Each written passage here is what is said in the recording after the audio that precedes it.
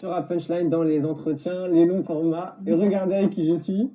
Eva, comment ça va? Oui, Je croyais que je devais dire genre avec Eva. Regardez avec qui je suis avec. Eva. Incroyable, comment ça va? Ça va et toi? Bah, ça va, super content de te revoir. Ça fait 1 an qu'on ne s'était pas vu. Ouais. Bon, on le dit pour la petite anecdote. On avait fait une interview. Bon, elle n'est pas sortie, mais celle-ci, elle sortira. Voilà. En plus, elle sera mieux. Elle sera beaucoup mieux, je le sais. Rien Mais elle était bien, hein, elle était bien, mais celle-ci sera mieux. Voilà. En plus, il y a une nouvelle chose qui se passe, c'est que ton album Happiness est totalement disponible. Je l'ai bien dit l'accent. Happiness.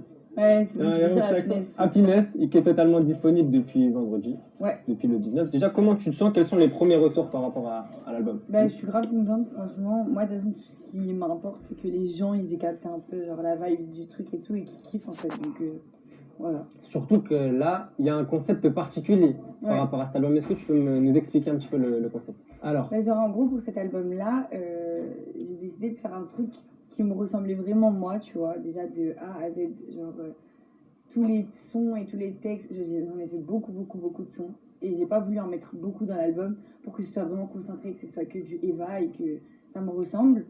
Et en fait, le concept du truc, c'était un peu genre montrer un peu le parcours de ma vie, tu vois, le parcours d'une vie. Et en fait, ce que j'ai fait, comme dans mon clip qui est sorti là il y a quelques semaines, Bali et tout. Sur une petite plage de Bali, tu m'as dit laisse-moi faire, mais je suis partie. Genre en gros, tout allait bien dans ma vie, genre j'étais une jeune fille normale et tout. Et puis finalement, avec les épreuves de la vie et tout, tu vois, tu changes, tes idées elles changent. Des fois, tu peux avoir des idées archi bressons, tu vois. Genre des moods. Enfin, moi je sais qu'en studio, je suis plus dans un mood bresson, je kiffe trop, tu vois. Une prod plus dark qu'une prod grave enjaillée. Et en fait, je voulais montrer ça, ce délire où en fait, des fois, je suis un peu bipolaire, tu vois. Enfin, je suis pas bipolaire, mais genre en mode. T'as plusieurs émotions, on va dire. Voilà, c'est ça. En fait, genre, je kiffe deux délires complètement différents. Et je peux être grave en mode hyper fêtard, genre trop contente et tout. Et autant je peux me mettre dans une bulle où genre je suis grave dans mon monde, genre, et je me crée un monde. Et genre, le concept de ma pochette de l'album, tu vois, avec ma tête pleine de fleurs et ce truc noir qui est en train de monter, c'est vraiment genre mon monde qui est hyper fleuri, qui était d'enfant, etc. Et la vraie vie, tu vois, qui arrive dessus, tu vois, et tous les coups que tu peux avoir mauvais dans ta vie et tout, tu vois. Et pareil pour le déroulé de l'album, en fait, qui commence très joyeux, etc. C'est ça, ouais. Et à la fin, c'est vraiment assez bresson. Ouais. Tu sais, parce que moi, j'ai eu le titre de l'album avant de voir la cover, je me suis dit, ah ouais, l'album, il va être grave joyeux, grave dans un bon mood. Après, j'ai vu la cover et j'ai tout de suite capté le délire qu'en fait, ça va être vraiment limite côté bien, côté mal en soi dans le projet. Ouais, c'est ça que tu voulais mettre en... Ouais, c'est ça que je voulais mettre en avant parce que vraiment, en fait, dans ma tête, dans mon délire et quand je suis en studio et tout, j'ai deux moods. Vraiment, j'ai deux moods quand je suis en studio. Je peux avoir un mood vraiment très... tu vois, genre... des fois, je me dis, en fait, je crois que je suis une ouf un peu. Genre, tu sais, je suis vraiment dans mon délire.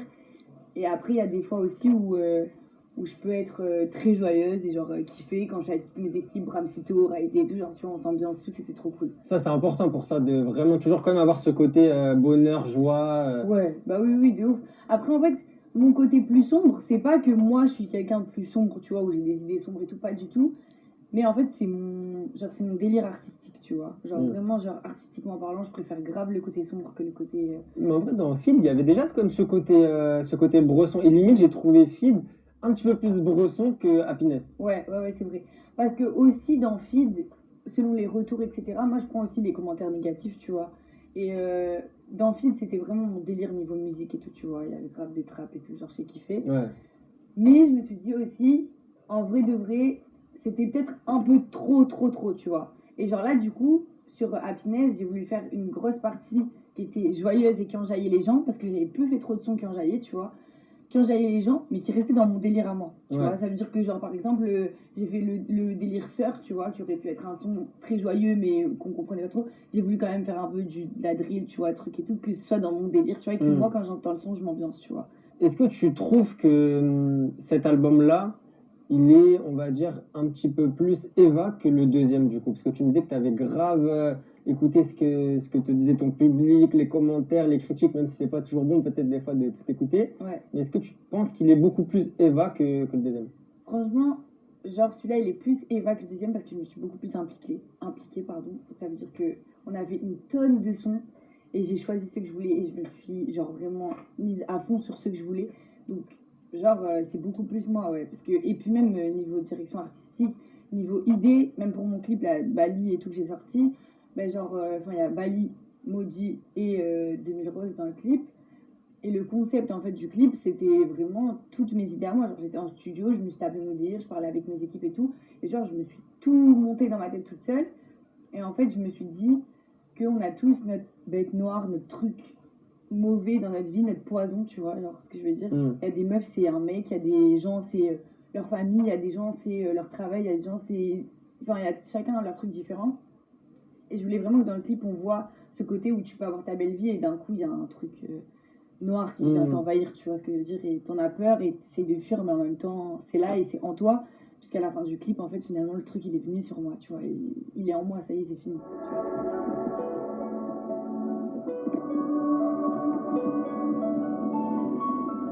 J'ai l'impression que tu parles un petit peu pour tout le monde aussi, tout type de côté sombre, comme tu disais, un mec, ou ça peut être la famille, ou une trahison. J'ai l'impression que c'est... En fait, tu parles aussi à tout ton public quand tu dis ça. Ouais, de ouf. Parce qu'en fait aussi, pendant les mois où j'ai fait mon album, tu vois, je me suis vraiment enfermée dans une bulle et j'ai écouté aucune musique. Genre, j'écoutais rien du tout. À part les gens qui m'entourent et tout, mes potes et tout, qui sont dans le milieu de la musique, qui me font écouter leurs nouveaux sons et tout, tu vois.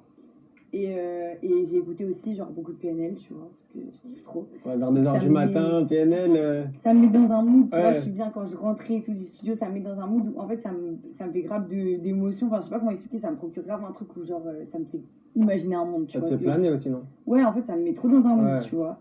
Et ça me met dans une direction, ça me met dans de l'artistique à mort, tu vois, du PNL ou du Damso, genre je suis grave en mode artistique à mort, tu vois.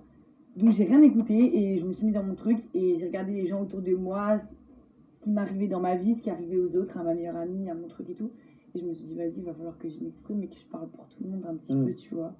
20 ans, déjà ton 3e album, j'imagine que c'est une double, voire triple fierté quand à cet âge-là, on a déjà sorti 3 albums. Ouais, franchement, c'est un truc de ouf. Moi, j'ai tendance à pas trop me rendre compte, en fait, de ce qui m'arrive et tout, tu vois. Genre là, je viens de passer je suis en plein milieu de ma tournée Zénith et tout, tu vois, c'est un truc de ouf.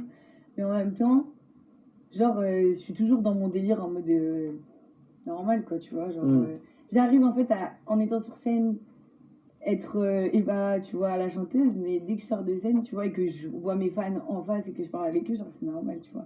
Je vais leur montrer que je suis une personne normale. Être un artiste, c'est aussi être un personnage. Ouais, bien sûr, bah, quand je suis sur scène, forcément, il faut que je sois très concentrée et tout. Et après, quand j'arrive à être en face des gens, en face de mon public et tout, bah, j'ai envie de leur montrer que je suis quelqu'un comme eux. Tu vois, parce que bah, maintenant, avec les réseaux sociaux et tout, les gens, ils ont tendance à penser que les meufs d'Instagram, déjà, genre, elles sont archi fraîches et tout, alors que tout le monde retouche ses photos.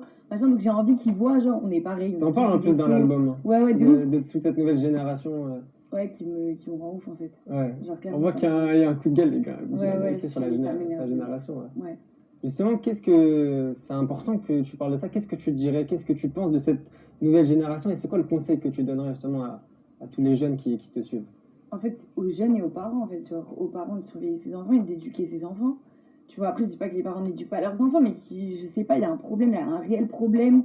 Et quand je me dis que, par exemple, il y a des enfants qui se font harceler, qu'à l'école, on leur dit, j'ai entendu une interview il y a pas longtemps là d'une jeune fille qui s'est suicidée, et que c'est pas sa mère parlait avec son frère, et que genre, ils disent, ouais, ils lui ont envoyé des messages en disant, cette fois-ci, c'était pas la bonne, mais t'inquiète, la prochaine fois, ce sera la bonne. Pour moi, tes parents, ils sont pas derrière toi, c'est pas possible, tu peux pas avoir une façon de penser comme ça.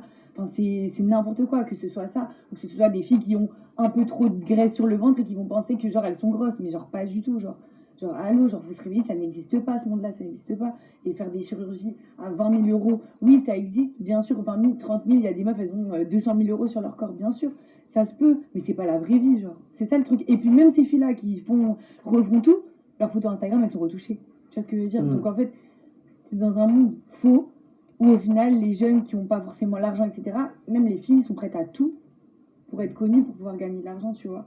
Est-ce que tu penses pas que c'est aussi à cause des réseaux sociaux, de voir justement le délire que tout soit parfait, que tout soit beau et que les réseaux sociaux sont assez nocifs, on va dire, pour des jeunes que à 13-14 ans, t'es pas lucide en vrai. C'est n'importe quoi. Genre vraiment, franchement, c'est n'importe quoi. C'est n'importe quoi, je lis des trucs, je vois dans des écoles, les enfants de quoi ils parlent de sujets que genre nous, on connaissait même pas, tu vois, à leur âge. Alors pourtant, j'ai 20 ans, j'ai pas non plus de 40 ans, tu vois, genre on est proches les générations, tu vois. Mais c'est trop, franchement, c'est trop grave. Moi, je trouve que c'est trop grave. Et ça me fout la rage. J'ai même dit, tu vois, sur mes concerts et tout, Genre, c'est vrai qu'il y a parfois, genre, je me dis, vas-y, je vais me supprimer des réseaux sociaux. Parce que même moi, ça finit par me. Je me dis, ouais, en fait, ça me saoule, je suis moche, j'ai ça, j'ai tel défaut, j'ai tel truc. On se monte la tête, en fait, sur des trucs où, mais wesh, y a pas, genre. Y a pas, la vraie vie, c'est pas ça. En vrai, ce que tu kiffes ta life, c'est quand tu vas partir en vacances avec ta famille et que, vas-y, y a même pas de téléphone, tu vois. Et en fait, on a tendance à l'oublier, on pense plus à prendre des photos qu'à kiffer le moment, tu vois. Et franchement, c'est grave dommage. Ça, c'est important aussi de le dire, surtout que toi, tu as des jeunes, beaucoup de jeunes qui te suivent. Et je sais aussi que bon, toi, tu as grandi, tu as évolué, tu as même mûri, et que tu travailles beaucoup aussi sur cette image que bah, quand tu as commencé, tu étais assez jeune, Ouais. et tu veux plus du tout qu'on te voit comme la jeune fille que tu étais, et que maintenant, tu as envie qu'on te considère comme une femme de 20 ans, en fait. Ouais, voilà, Toi, tu travailles beaucoup sur ça. Ouais, j'ai beaucoup travaillé sur ça parce que bien sûr, bah, une image, ça se construit, ça tombe pas du ciel. Genre, il faut travailler beaucoup, dur, il faut réfléchir à plein de choses. Et voilà, j'ai toujours envie de parler à mon public jeune parce que mon public jeune, c'est franchement, c'est l'un des meilleurs publics, je pense, que Les plus j'ai. fidèles, hein. Tu vois, les plus fidèles. Clairement. Et puis même, il y a tellement d'amour, tu vois, une petite de 5 ans ou de 10 ans ou de 14, 15 ans, tu vois, genre, c'est un amour qui est complètement différent des adultes parce que quand t'es enfant, t'as une manière de croire en tes rêves encore et tu vois, d'être waouh, tu vois. Alors que bon, à partir de 18 ans, bon, tu commences à connaître la vie, t'es plus dans le même délire, tu vois. Donc, moi, de voir même que je peux leur transmettre, enfin, à 18 ans, à partir de 15 ans, t'es déjà éduqué, enfin, tu vois, moi, de pouvoir transmettre des principes, des valeurs à des enfants et tout, moi, je kiffe trop, tu vois. Après, bien évidemment, j'ai envie que maintenant on me considère plus adulte, puisque je suis une adulte, et que voilà, et j'ai travaillé sur mon image, et je pense que ça a bien marché, tu vois. Donc, en fait, on me suit, et ma génération me suit, les petites qui grandissent me suivent, tu vois. On en parlait déjà en plus l'année dernière de Ouais. ça. Et bon, ça va faire plus d'un an. On se disait ça en plus en off que ça passe trop vite. Ouais, Au niveau des prods, il y avait beaucoup de prods, on va dire, planantes, travaillées, mais beaucoup plus mélodieuses aussi que sur, par exemple, sur film. Ouais, bah, de ouf. En fait, même avec Cœur Noir, avant, moi, je voulais pas chanter, commencer à chanter, genre en mode comme ça et tout, tu vois.